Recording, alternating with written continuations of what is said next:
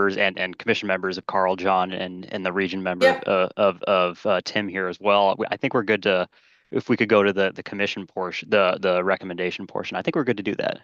let's do that. Good Yeah. morning, everyone. This is Chris Miller with the Minnesota Mississippi River Parkway Commission, calling to order this regional meeting for the Brainerd to Elk River region, also known as the scenic region of the Minnesota Great River Road. We'll do some introductions quickly. And then move straight into the recommendation portion of our agenda, since we do have a very small group with us today. And this presentation is also posted online for those that might be watching and wish to go through other portions of the agenda. But welcome, this is Chris, and so I'll call on you to introduce yourselves here as we go, as I see you on my screen, and we'll just go ahead and move forward into the business part of our agenda this morning. Thank you. So welcome, Andrew. I will start with you. Thank you, Chris. Hi, everyone. My name is Andrew George. I'm a research analyst with the Legislative Coordinating Commission. I'll be kind of filling in that administrative staff role for the Minnesota MRPC going forward, and taking really the lead on the agendas for quarterly business meetings, and commission, essentially just MRPC commission meetings, and kind of being that go-between with the regions, the agencies, MnDOT, with their work on the Great River Road, and all that stuff. So yeah, thanks, Chris. Great. Thank you, Andrew. Diane, good morning. Good morning. Thank you. Yeah, I'm Diane Henry Wangenstein. I'm with the Legislative Coordinating Commission too. The Legislative Coordinating Commission is the fiscal agent for the MRPC and the staffing support for the MRPC. So I back up Andrew on support, and I want to thank Chris too for her years of service with the MRPC. You probably heard her talking about like a transition for the MRPC. Great service, great support to the MRPC. And then thank Andrew for coming along and taking the reins and going on from here then too. So appreciate it. And I appreciate all you guys participating today. Thank you. Thank you, Diane. Good morning, Carol. Good morning, and hi, Tim. Good to see you. Good to see everybody. So I'm Carol Zoff. I'm a landscape architect in the Office of Environmental Stewardship within MnDOT, and had previously served as the legislative liaison, or the commission's liaison to the department, serving with currently Marnie Karnowski, who is the voting member representing the department as well. And soon I think we'll have Peter McDonough join us, and he has taken on the role of Great River Road Program Coordinator for MnDOT. And I see Peter coming in. Thank you, Carol. Good morning, Tim, if you'd like to introduce yourself. Good morning, Tim Terrell from the Mississippi Headwaters Board. We have a stake in recreation and natural resources on the Mississippi River, and we have our biennial conference this Friday. Carl's going to be attending, and I think we're going to be working on a grant together at some time in the near future. Once I show you the numbers that we got from our social media, we're going to really promote the Great River Road in a healthy and expanded way. So thank you. Wonderful. Thank you, Tim. Thanks for being here. And moving along, Carl, good morning. Good morning. Carl Samp. I'm the Regional Commissioner from Brainerd to Elk River. And I can save the rest when you want me to do my bio. So Okay, wonderful. Thank you, Carl. John, good morning. Good morning. Tim, I think you're the only one who probably doesn't know me very well or much. So I am the Metro Region Commissioner. I'm also Vice Chair of the State Commission. And this last September, I became Chair of the 10-State Commission, or pilot as we call it. So multiple roles, but I'm excited to hear what's going up with the Headwaters Board. I've heard about you many times, and so the more I can learn, the better. And thanks Wonderful. for Great River Road. Thank you, John. And Peter, good morning. Welcome. Thank you. Apologies for being late. Peter McDonough. I am the Senior Landscape Architect and Program Manager for the Great River Road in Minnesota for MnDOT, and I'm part of the Environmental Planning and Design Unit, which is housed within Environmental Stewardship Office. And my mentor, Carol Zoff, has been just an inspiration for me for many years. She's forgotten more than I'll ever know. But in any case, I'm delighted to be here. Thank you for gathering us again together once again, Chris.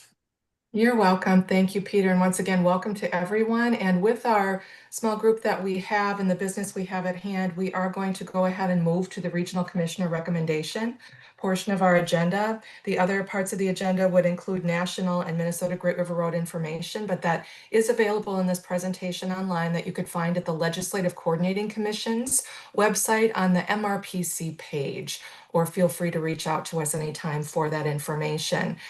We did have some others plan to join us, but we understand that plans change. And so we'll go ahead and move forward with the Regional Commissioner recommendation section. I will scroll through this and make everyone queasy. Here you can see what we skipped over there. And I will turn this over to Andrew George, who will be leading this business portion of the agenda. Andrew. Yeah, thank you, Chris. Yeah. I'll do a brief walkthrough of what the MRPC looks like, what its function is, the fiscal side of it all. The Minnesota Mississippi River Parkway Commission holds quarterly business meetings, and it's made up of these members: 2 members of the Senate, 2 members of the House, and then 5 commissioners of the 5 geographic segments of the road, and then 1 at-large commissioner. As well as 5 agency members, with some technical members that provide technical expertise, and then some LCC administrative staff support, which is now me and Diane, and tech support with Yuki and others, and Megan. We can go to the next slide. The Minnesota MRPC was established in Minnesota Statute 161.1419. As Diane mentioned at the top, the fiscal agent is the Minnesota Legislative Coordinating Commission, so it receives its funds through the LCC's operating funds, as well as additional funding through federal and state grants, occasional federal and state grants, and one-time state project funds. Go to the regional commissioner role. The responsibilities of the Minnesota MRPC regional commissioners are to enact the Minnesota MRPC mission at the national, state, and local levels, participate at the 4 the quarterly meetings, and then participate at the national level. So with the national MRPC, and serve on committees for the national MRPC, as well as support special events related to the Mississippi River and/or Great River Road. Additionally, the regional commissioner's responsibilities are to enable the citizen groups and regional stakeholders to maximize the benefits of the Great River Road, act as a link between the MRPC and the Minnesota MRPC and the regional Great River Road citizen groups like this one, and then fostering partnerships and cooperation within the regional commissioner's region, and harnessing those local resources within the local segment of the road to implement the mission of the MRPC, as well as just coordinating meetings and leading the work of the region. Go to the next slide. For the process of the commissioner appointment, according to statute, the Minnesota MRPC includes 5 regional commissioners. The commissioner recommended today will be recommended for election at the next business meeting of the full Minnesota MRPC, and your recommendation will be shared at that meeting. So we've received 1 application for this segment of the MRPC, and that was from Mr. Carl Samp. Carl, if you'd like to give a quick bio of your background, a brief overview, introduce yourself and your interest in serving in the Minnesota MRPC. Thank you, Andrew. Look forward to working with you as well. Yeah. And Chris, thank you for your outstanding service over the years, and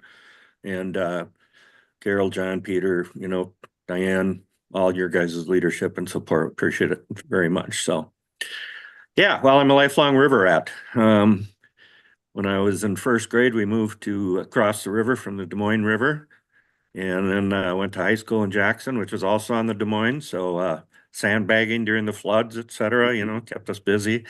I went to college at Mankato, where I majored in outdoor recreation and geography, but did a lot of playing on the Minnesota and Blue Earth rivers while I was there. and then had summer jobs with the Army, with the DNR at Upper Sioux Agency State Park on the Minnesota River, and then 2 seasons with the Army Corps of Engineers at the Gull Lake Recreation Area up here near Brainerd. After graduation, I went out to work for the U.S. Forest Service on the Wild and Scenic River, the St. Joe River in northern Idaho that feeds Lake Coeur d'Alene, and spent a season there. And I have made many, many trips back there to that beautiful area. So moved up to Brainerd in 1990, and we live right on the Mississippi River, have a dock on the river here above the dam, and so had a strong interest. In 97, I started working at the Initiative Foundation, and I think it was probably in about 2004 or 5 that the McKnight Foundation pulled together a coalition of community foundation folks in the 10-state area along the Mississippi River to try and raise awareness and protection of the resource and promotion of the river. So I started being involved with that. And then I left in 07 from that. So that was the thing I missed probably most about being at the Initiative Foundation, was my involvement with that National Mississippi River Group. So was mentioning that to my state representative up here, John Ward, at the time, and John suggested I apply for the Minnesota MRPC. So did that, and I think must have been 09, I think, that I started as a regional commissioner.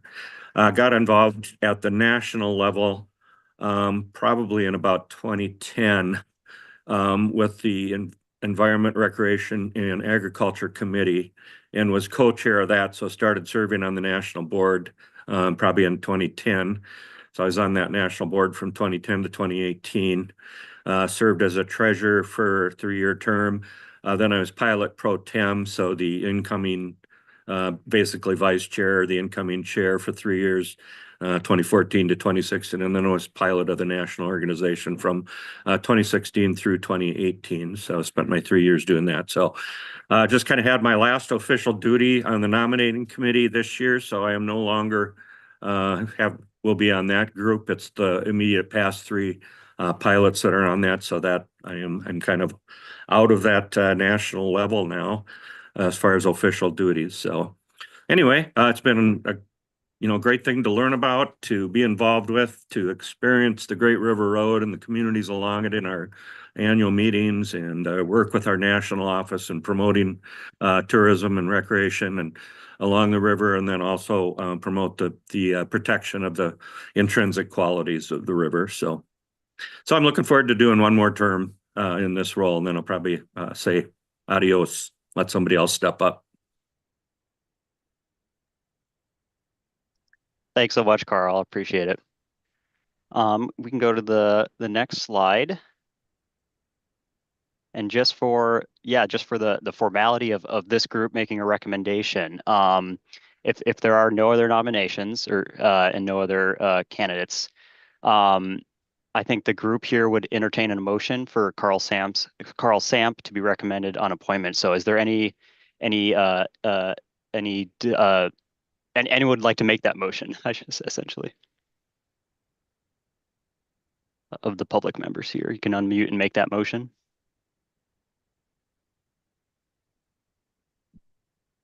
Do I count as a public member? I will make that motion. Absolutely. Thanks. Seeing no other nominations, all in favor, please unmute and say aye. Aye. Aye. All opposed say no. Not seeing any opposition, the motion prevails. Congratulations, Carl. If you'd like to. Thank you. Yeah, go ahead. You can say a little, if you'd like to wrap up your bio, any thoughts you have for your future term, go ahead. Otherwise, no, I just look forward to serving 4 more years with a great commission. I think we have the strongest commission in the 10-state region, and I just like our structure, the way it's structured, and the fact that we actually do elect. I think we're the only commission that elects some of the representatives in the group. So it strengthens us, I believe, in that way. So I look forward to that, and look forward to helping find somebody else to follow up after I'm done. So thanks so much, Carl. Appreciate it. With that, we can go to regional updates. Yeah, I think here, yeah, we can open it up. Carl, any other John, Tim, any ideas for any input, any questions on this region of the Great River Road? We can open it up to you. I'd love Tim to say a few words about what the Sure. Headwaters Board is up to in their meeting Friday and, the work he's been doing in that marketing area. I think it could be wonderful for us to hear that. It might be good to have a full report to the commission at some point too, so. Yeah, thank you, Carl. We kind of dabbled in recreation by putting signage up on the Mississippi River, and I have a PowerPoint on that. It's for the average person that comes to a public water access on the Mississippi River and asks the question, I want to do this, but where do I get out, or what do I do? So we put all the information that's on the internet, or a lot of the information on the internet. We simplified it, and we put it on signage at the access, and it tells you where you're at, where you're going, where to end up on a map, and how many hours it should take you to paddle that. And then we also have a QR code through Avenza, which you scan and it follows you down the river just like Google Maps. So it doesn't use Wi-Fi. So it's pretty cool that way. And then we started saying, well, okay, just because we put up infrastructure doesn't mean people will use it. So let's create some like paddling events for people. And we did that. And we call them resourcetainment events.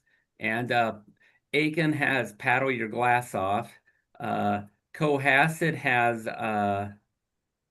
paddle and pint.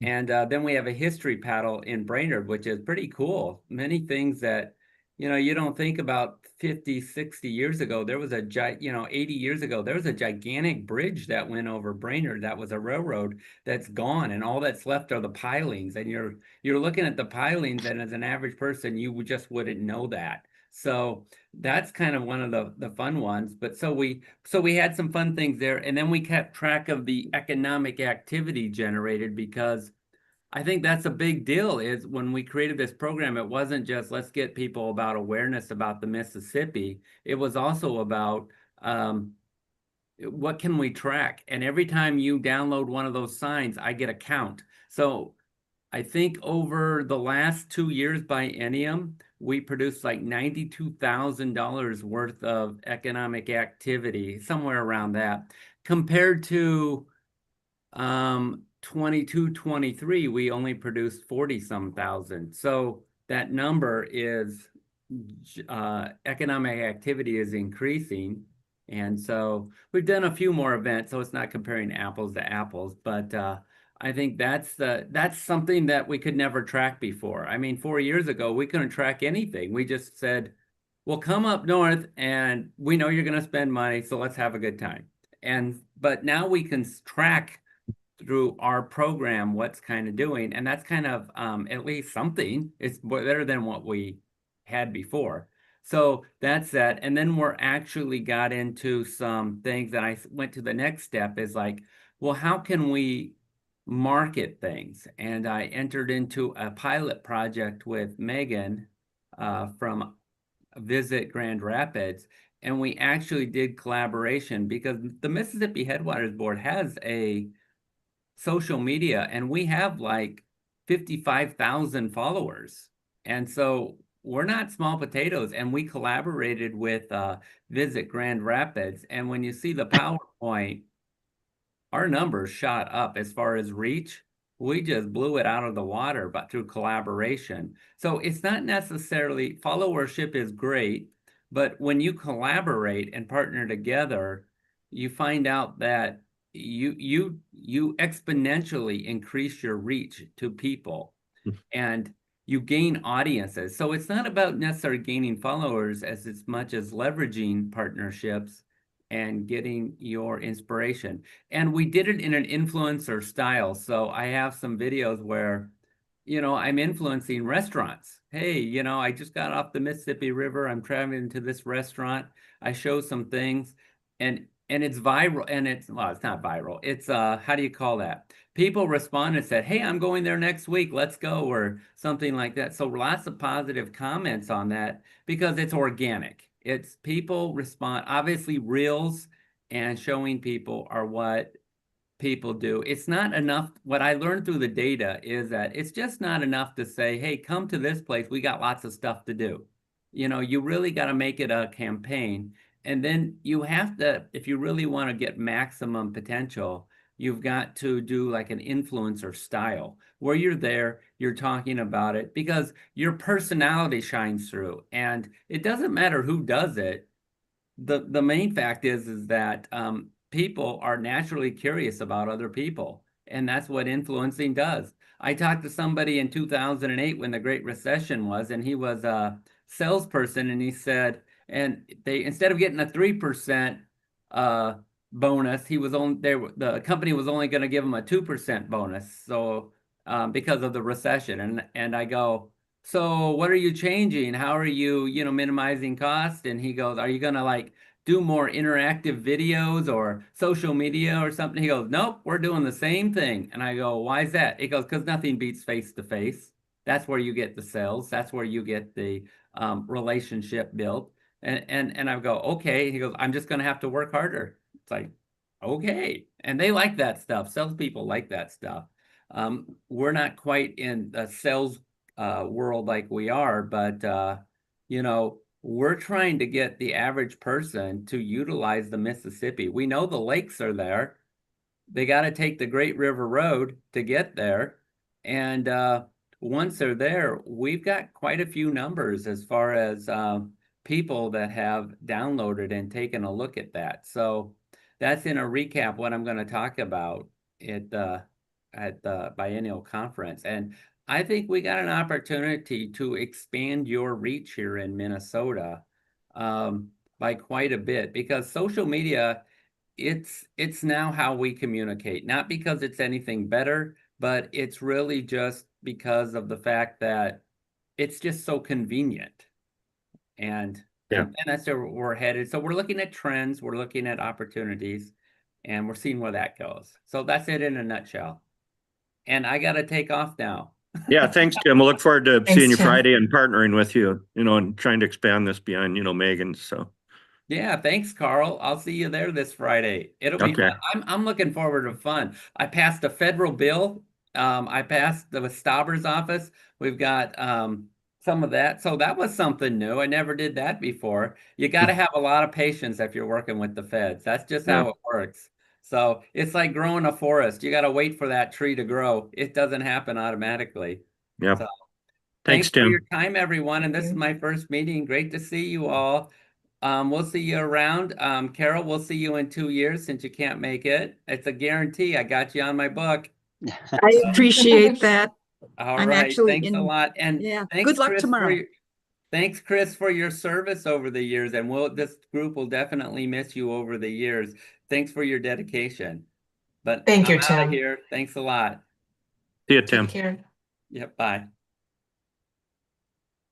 And Andrew, I just noticed that we welcome Sabrina from Little Falls Chamber and Tourism, and so I won't call her out unless she wants to be, but I do notice that she has joined us. And so Sabrina, we moved forward into the business portion of the agenda and regional updates. So we are taking any comments that folks would like to offer at this time, or suggestions or questions. So that's where we are. If you'd like to unmute and toss anything into the mix, we welcome you. And if not, we understand that too, but we do see you and appreciate your time this morning. And a little update on Little Falls, what's going on down there, especially related to the river. So that'd be great to hear. I don't know what kind of updates you're kind of looking for since I just hopped on the meeting, but Yeah. I'll be happy to chime in as others. Still doing your dam festival? No, that was a volunteer organization last year. They stopped doing it because I don't know if this is pretty much a nationwide thing. Volunteerism is dying. So it's really hard to keep those things going. We still do the Arts and Crafts Fair. That's our own event that we do. I don't know if you've seen, but one of the Great River road sites is the Charles Lindbergh House and Museum. Yeah. And that MNHS has closed that site. There's community action on how to reopen that site as a huge draw to our community. And so things are underway to make that happen, and we'll keep the world updated on as we make progress on that. Great. Great. Thank you, Sabrina. Sabrina. This is Chris, and we do always appreciate the partnership from Little Falls on Great River Road promotions and outreach. You have been very involved with putting information out on national promotions and getting the maps from Minnesota distributed and other promotional items. And so we really appreciate that and having you online this morning. So you just shared exactly the kinds of things I think that we'd be looking for, and appreciate that, and look forward to more information on things that happen with the Lindbergh House and Museum. They are a Great River Road Interpretive Center, so I know this commission is very interested in how that plays out. So thank you so much. And I'll toss it back to Andrew and our members of the commission and leaders for anything else they would like to share. John, Carl, anything else? Well, I wish Tim would have stayed on a little longer. It would have been it was good to hear from him and his emphasis on partnerships, because that's one of the things I want to emphasize in my role as pilot is really expand our partnerships. I've been a couple of meetings with One Mississippi, and we are going to engage with them on National Mississippi River Day much more robustly this year, which will be June 2nd. They did the first one last year in Baton Rouge. Norma's comment, our former pilot, was, why didn't we think of that? A National Mississippi River Day. So we're all behind it. And at our meeting, I can explain a little bit more about how they're thinking, what role we could play in promoting that. But as Tim said, I mean, partnerships leverage your visibility. And this is one of the best ways we can do that, is this National Mississippi River Day. But I'm also, MRCTI was in the Twin Cities this last September as well. And I attended multiple meetings of the Mississippi River Cities and Towns Initiative. And I think there's some real partnerships we can build on there. Ann and I, and Lewis and I met with Colin Wellenkamp and his #1 guy, and had a good conversation with them about what we can do together and think about working together. And there's a couple other partnerships in the works that we're thinking about. How do we work with other organizations to increase our visibility along with theirs, and figure out what we can do? And one of them was Corn Belt ports. We had from Robert Sinkler, the head of Corn Belt ports, which are the upper Mississippi ports. And he was making an argument in Baton Rouge, and I talked to him in Minneapolis when we had a session there of MRCTI. And this is for transportation. He said that we could leverage federal funding if grain travels on a highway to a port, and it's also a Great River Road segment. You can get funding for work on that road segment through federal funding. And I didn't understand exactly what he was saying because I'm not a transportation planner. And so what I did is I said, you need to come and present to our transportation committee, our 10-state transportation committee. We got transportation people on that. They can make sense of what you're talking about and see where there's synergy between our organization and yours. So he's going to be at the next transportation committee meeting. And so I'm trying to think of how we do that with other people, bring them into different committees and see what kind of partnerships and advantages we can find. So those are just some quick updates. Wonderful. Yeah, I'll give those at the I wanted to add too that I'm not sure, what our limitations advocacy wise, but if we can work with Little Falls at all, yeah, and advocating for the Lindbergh House, that would be awesome. Well, George, Carl, the Lindbergh House, it's in a critical point right now. Is it still an interpretive center? Is it not an interpretive center of the Great River Road? They're gonna do stuff outside, and they're gonna do stuff by special reservations for the building and the place. But we're also kind of exploring this idea of,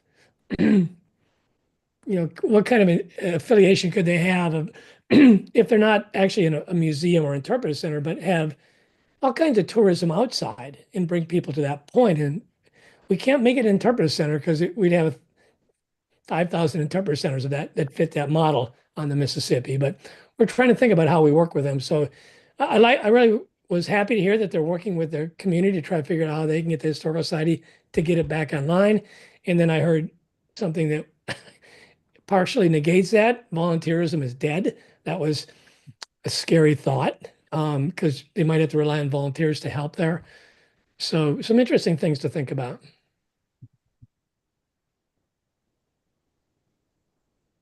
And I'll just add in, that one thing I didn't mention is when I was at the foundation, we made a 3-year grant to the city of Brainerd to plan for some riverfront development work, which resulted in the Lyman White Park and amphitheater now that's on our river in Brainerd, and it started hosting quite a few events this year there. So that's starting to get some great usage as well.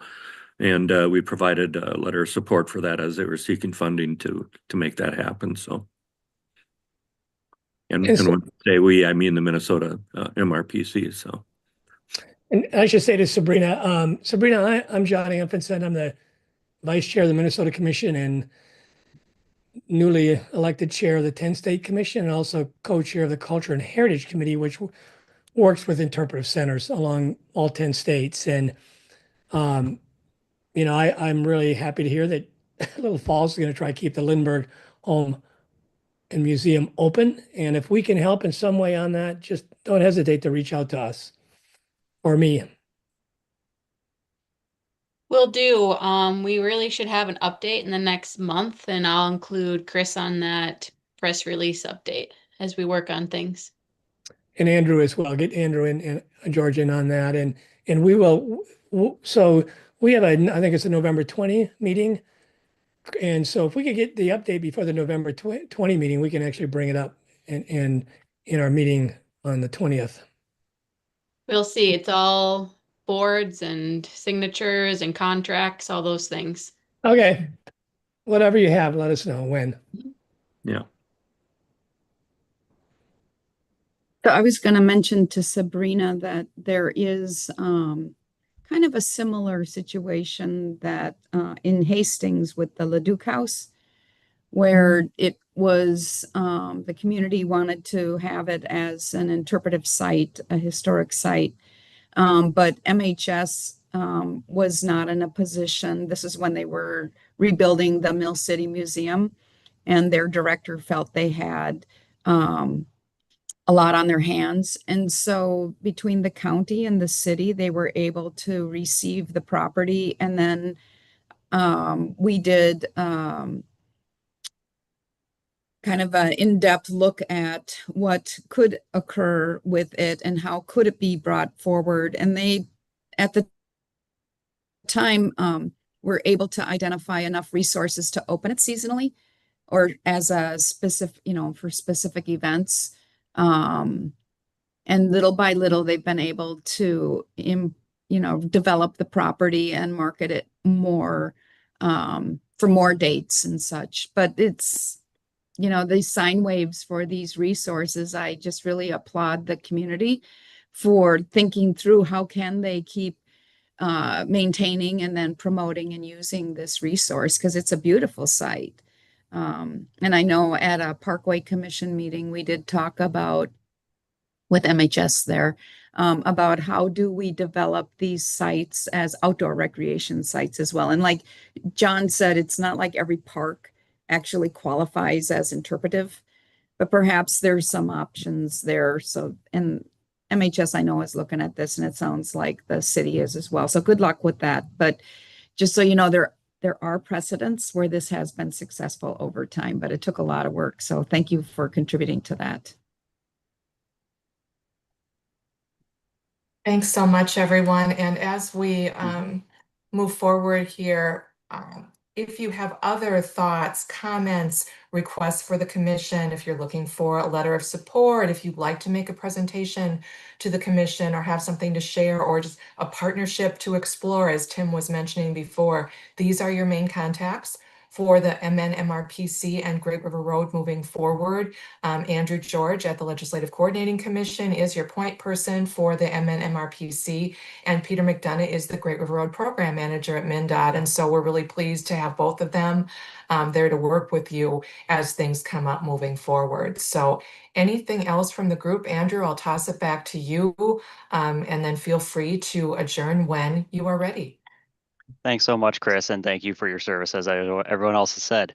Before I wrap up, I did neglect, I apologize, to also note that Carl we received 5 emails of support for Carl as well. So I just wanted to get that in the recording and on the record. So I apologize for not doing that back on the other portion of the meeting. Yep, I think we are good to adjourn. My contact information is there. Peter, if you'd like to say anything else before we wrap up. Thank you, Andrew. I would just add that we're looking for any kind of input or any kind of information about activities that are happening in your community and would like to tell us about. We're also in the middle of soliciting letters of intent for the for potential Great River Road programs in the 20 counties and the 43 communities, and that is up on November 7th. So if you have a project in mind, please forward that to me, and then my contact is on there. We'd like to continue to support the projects. It's not, if volunteerism is on the wane, that doesn't mean that we won't continue to push our projects forward. Thank you. Thanks, Peter. I just want to once again thank Chris. You know, it's been an honor and pleasure working with you, Chris, and just knowing you. So wish you well in your next phase here. Well, she will be at the November 20 meeting. So great. I will come back November 20th. And yes, thank you so much to you all. This is the reason this all works is because of all of you out in the communities and all along the Great River Road. It really is a wonderful group of River and Great River Road stewards. So thank you. It's been a privilege.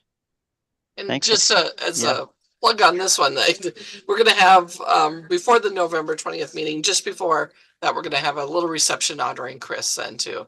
So we'll be sending out information next week on that one, and just ahead of the meeting then too, to the group as well. Yeah. Sounds great. Yeah. Awesome. Thanks, everyone. Unless there's nothing else, I think we're good to adjourn. Thanks for everyone's input, everyone's comments. Thanks. Thank you. See you in November. Thank you, Carl. Thank you so much, everyone. Congrats, Carl. Hey, Peter. Peter, on an unrelated note, boy, there's not a lot of local support up here for that overpass project as proposed by MnDOT.